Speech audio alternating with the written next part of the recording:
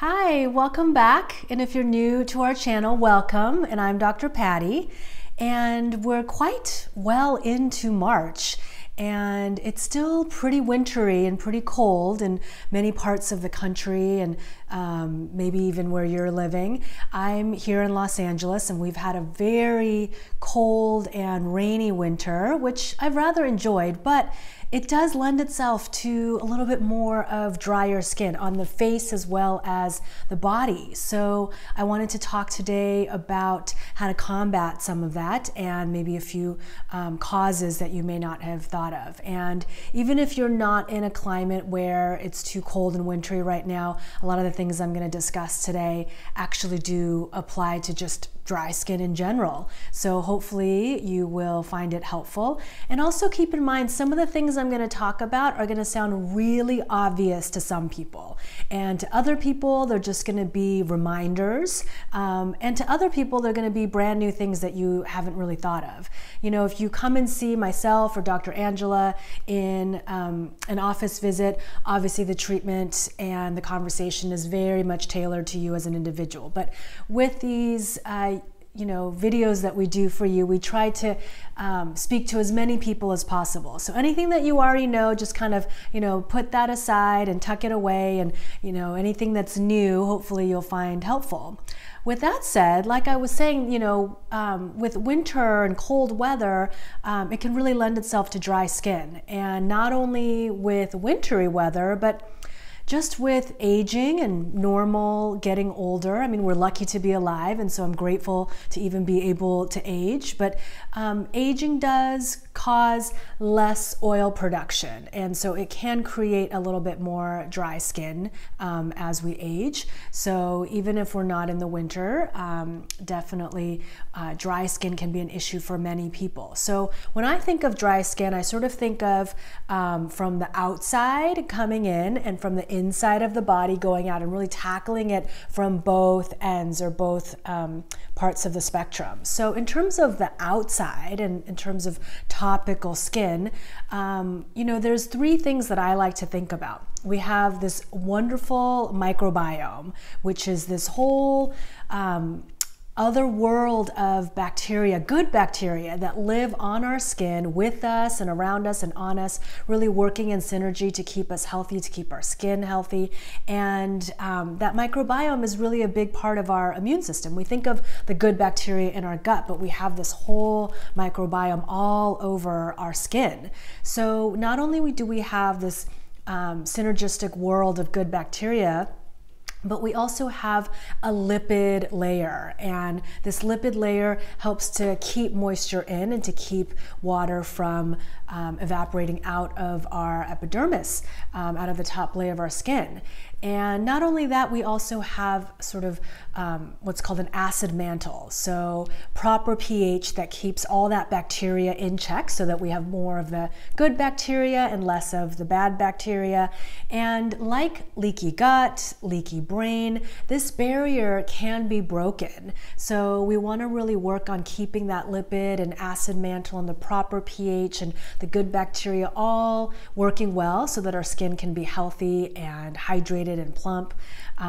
So that's sort of what I think about when I think about the outside. Now, some ways to preserve those factors are making sure that we don't take too hot of a shower or a bath. Now, I'm someone who loves hot showers and baths, so I really have to be kind of conscientious about that. But thinking about temperature and length of time that we're exposed to that high temperature. So really the best kind of bath or shower is not too hot, warm, temperate, and not too long, because especially in the winter, just water being on our skin, as that water evaporates, it takes a little bit of water from our cells with it as it evaporates. So it does create a little bit of dehydration. So we don't want to be wet for too long and just letting that water evaporate. And I'll kind of get into that a little bit later. But so hot temperature, length of time you're exposed to that. We also don't want to be over exfoliating, you know, whether it's on the face or the body. So I know for me, I also, you know, I have a tendency to want to exfoliate, whether it's chemical exfoliation or manual exfoliation. Every once in a while is fine. We do have some dead skin cells that build up, and helping that to slough off a little bit, especially if our skin is a little bit sluggish. You know, assisting that turnover is okay, but we just don't want to be over exfoliating because it will disrupt that lipid layer that I spoke about, and even the microbiome. So we want to be a little bit careful about that. And so in terms of our face, being mindful of not scrubbing too much, using too many of those sonic brushes, you know, definitely manual exfoliation. And then as far as the body, we don't have to overly scrub and loofah our whole entire body. In fact, a lot of times just some good water and rinsing off is enough to get rid of you know, a little bit of the oils and dirt on our skin, and focusing mainly on any skin folds, armpits, genitalia, these parts of our bodies to get a little bit cleaner. So speaking of cleansing, whether it's, again, the face or the body, making sure that we're using cleansers that are not too stripping. So this is going to affect that pH that I spoke about, as well as that nice fatty layer that we have on our skin that we want to preserve that moisture and that plumpness that we have in our skin. So making sure, the number one thing is making sure that our cleansers don't have sulfates, but that's sort of like basic 101 in terms of shifting towards cleaner, greener skin products, but also just even if it's a non-toxic organic cleanser for the body or face, making sure that it's not something that's too stripping, too much of a detergent, too harsh. So more milky cleansers, oily cleansers. And for the face, you may want to explore, and I mentioned this in a previous video, we haven't really gone into it in depth, but oil cleansing is a great way to get rid of makeup, sunscreen, our natural kind of dirt and oils without stripping the skin and maintaining that microbiome and the lipid layer on our skin. So if you want me to talk a little bit more about oil cleansing and my experience, because it is a little bit tricky and it's a little bit of a, you know, you have to do some testing on yourself, but if experimenting, if you want me to talk about that, I can definitely do a video about that. And please leave a comment below if that's something you're interested in. But you know, either straight up oil cleansing or a nice oil cleanser that emulsifies, that would be kind of a in-between way, in between, you know, a harsh cleanser, maybe foaming gel cleanser, and just straight up oil, using just oils. So whether for the body or for the face, something that's a little bit more soothing to maintain that lipid layer. So that's another thing to consider when we're thinking about how to keep moisture in and what we're doing on top of our skin. And then also we want to think about our environment. So here in Los Angeles, we've been lucky enough to have lots of rain this winter, which is very unusual. And I was just telling a friend a few weeks ago that no matter what I put on my skin in terms of skincare products and oils and mists and toners and all of that, nothing beats having moisture in the air. My skin is just so much more plump and hydrated when there's moisture in the air. So it's not the same as when we live someplace that is a bit more humid, but using cool mist humidifiers in our environment can definitely help to mimic a little bit of that moisture in the air and create a little bit more plumpness in the skin and less dryness.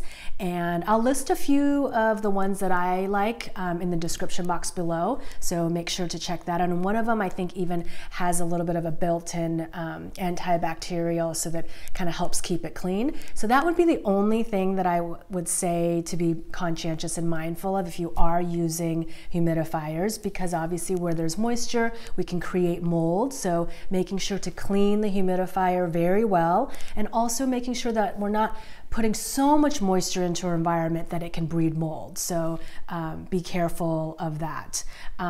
So that kind of talks a little bit about what we're going to do, what to do on the outside. And as far as putting things on, you know, facial oils or hydrating facial mists, hydrating toners, these can be great for putting and adding a little bit more moisture to the skin. And you know, there's a difference between dehydrated skin and dry skin. So as far as skincare products, I'm not going to go too much into individual products in this video, but if you're interested, again, in me talking about dehydrated skin versus dry skin and kind of different ways to approach that, I'd be happy to do so. So if that's another topic you're interested in, please leave a comment below. If no one's interested, then you know, I'm not going to bother to make a video for you guys, but if there is interest, I totally will. So as far as topical, yeah, so oils and face mists, moisturizing, hydrating face toners, those are great for adding a little bit more moisture back in. Many of us have heard of hyaluronic acid. That's also a great way to get a little bit of hydration back into our cells. And I talked earlier about, you know, when our skin is wet and that water is evaporating, it takes water with it and creates a little bit of dehydration and dryness on the skin. So making sure that you apply your moisturizers after you bathe or shower on wet or damp skin. You know, our skin is kind of like a sponge. So when you put water or any kind of liquid onto a dry sponge, it'll tend to kind of just roll off or not really soak in. But if you add any kind of moisture or liquid to a wet sponge, you'll notice that it like really soaks in, and our skin is the same way. So we want to kind of trap that moisture, and you may want to consider using something a little bit heavier. We call it an occlusive. So it means it kind of creates a layer and holds that moisture in. So a lot of oils, they're not necessarily the thing that's actually giving all the moisture, although there's a little bit of moisture that they are giving, but it can also hold moisture in as its main function. So, you know, whatever oils work for you, or maybe like a shea butter, something a little bit more occlusive that isn't going to totally sink all the way in and actually sits on top a little bit to create a little bit of a barrier so we're not losing water through our cells and through the air. Another thing to consider is obviously what's going on internally. So one of the obvious things I'm going to mention is to make sure that you're drinking plenty of water. And if you live in a dry climate like I do, or if you are sweating more, or if you've got some endocrine issues that create a little bit of a mineral imbalance, it's important to actually drink more water than you think you might need. So rule of thumb, many naturopathic doctors, including myself, will say half your weight in ounces. So if you weigh 100 pounds, 50 ounces, et cetera, et cetera.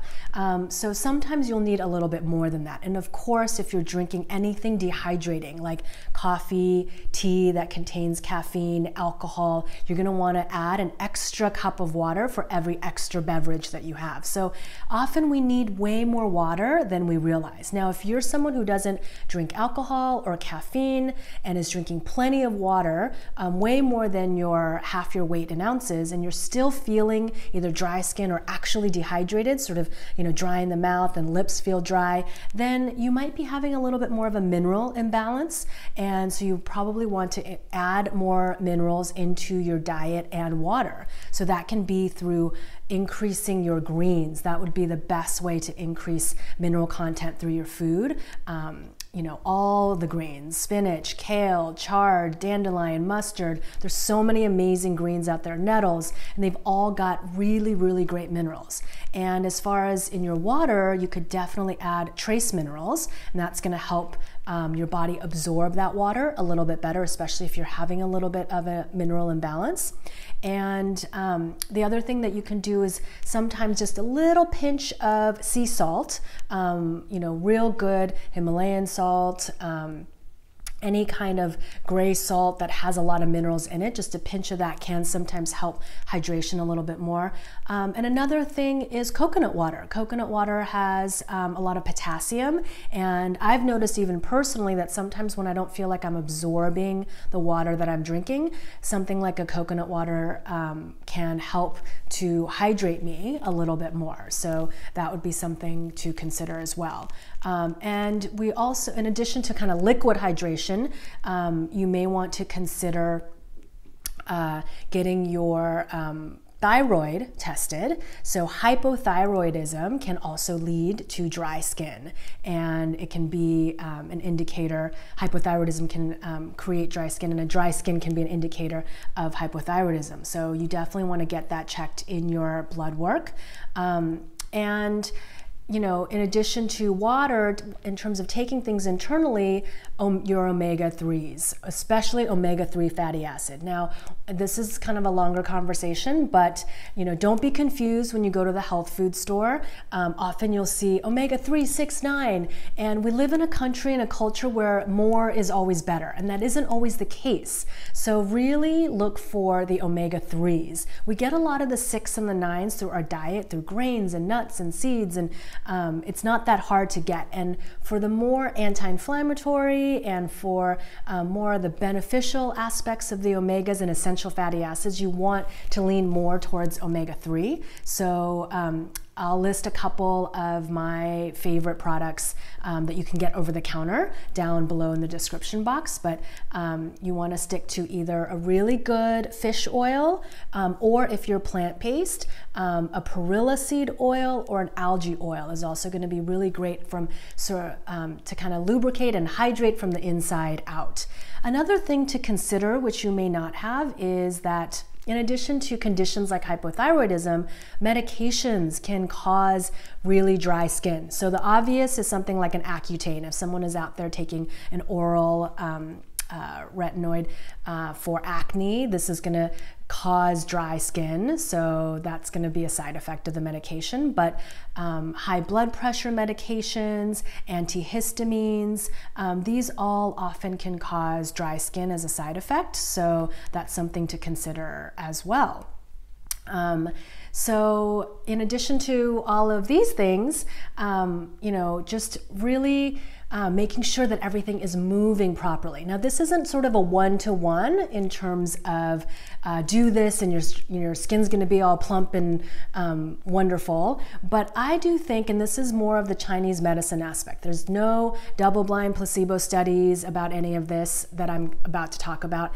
It's more anecdotal evidence and things that I've seen in myself personally and in my patients, but I think that when our lymph is moving properly, that it lends itself to less stagnation, obviously, and I think it does contribute to more plump skin, more collagen production, and so really working on that lymph and getting stagnation going.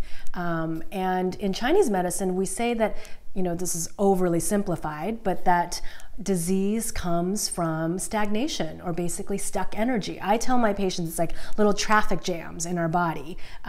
So we want to kind of get all of that moving. And as far as the skin, you know, something like lymphatic massage, facial massage, either you can do it to yourself or have someone else do it. Gua sha is another great tool. I have mine right here to show you.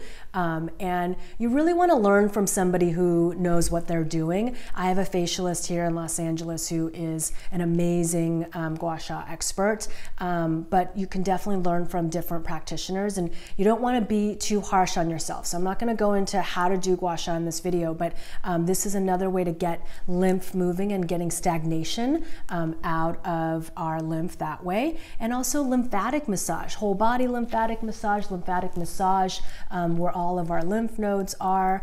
Rebounding, jumping up and down on a trampoline, that's also great to get lymph moving. And dry skin brushing. So to do dry skin brushing the proper way, you actually do it very lightly. It's not about exfoliating the skin, it's actually about just waking up the lymphatic system to get all of that moving. So again, this is sort of just my perspective in terms of dry skin and lymphatic drainage. It's not anything that's been studied, so I'm just kind of giving you my personal experience and thoughts and opinions. But I do think that when we get things moving in our body, sorry, I have a little hair, when we get things moving in our body and get lymphatics moving, I think that that can really help as well. So I hope that you found this video helpful, and hopefully there are some pearls in there that you can take take away. And again, if there's any topics that you want me to discuss in future videos, let me know.